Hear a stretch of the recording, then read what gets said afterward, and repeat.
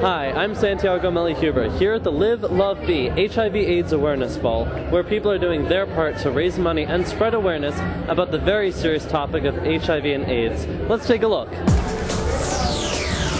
The ball featured many different talented student groups, as well as an inspiring keynote address by the Director of Development of the AIDS Resource Foundation for Children. Special guests, let's see, we had Casual Harmony.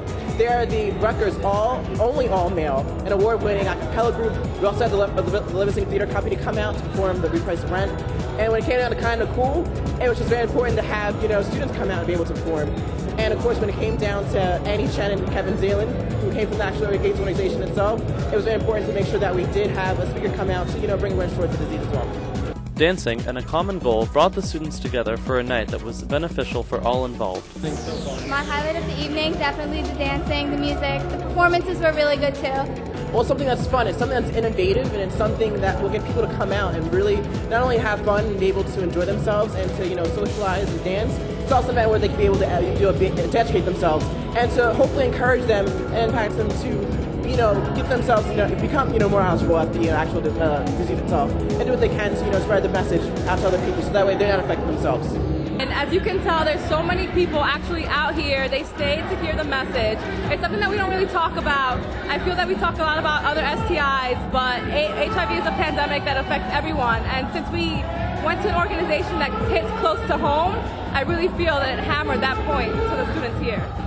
The overall goal was to raise funds for the event, which actually went straight towards the AIDS Resource Foundation for Children in Newark, New Jersey, as it's an organization that benefits children and families that have been affected by HIV/AIDS. The fight against HIV and AIDS will not end until a cure is found, but until then, education about the diseases is the next best thing. HIV is just such a big thing, and in the 80s it had different names or insulted gay people in particular, and it's just all the developments they've had recently in the past couple of decades has been significant. And if that keeps on going on for the next couple of decades, there definitely will be a cure, or at least a much better treatment for it. Exactly how important it is to spread awareness. Yeah, people just think, it's people in Africa that need to know about AIDS, and they don't realize that it's also important here as well. Students at this point, they can continue to donate to a number of organizations. There are a number of organizations that that go against the fight against HIV/AIDS. Of course, we had a special organization that we went towards, so that's why we picked the AIDS Resource Foundation for Children. But on top of that, it's important that they get themselves educated, and on top of that, get themselves tested, especially for those that are sexually active, because of the fact, there are so many alarming statistics when it comes down to youth that are being affected by HIV/AIDS, and if they only knew what they could do to make sure that they aren't being affected by this disease, the statistics could definitely, decrease significantly. This has been an exciting event to promote such a great cause. I know I had fun tonight. For RUTV, I'm Santiago Melli-Huber.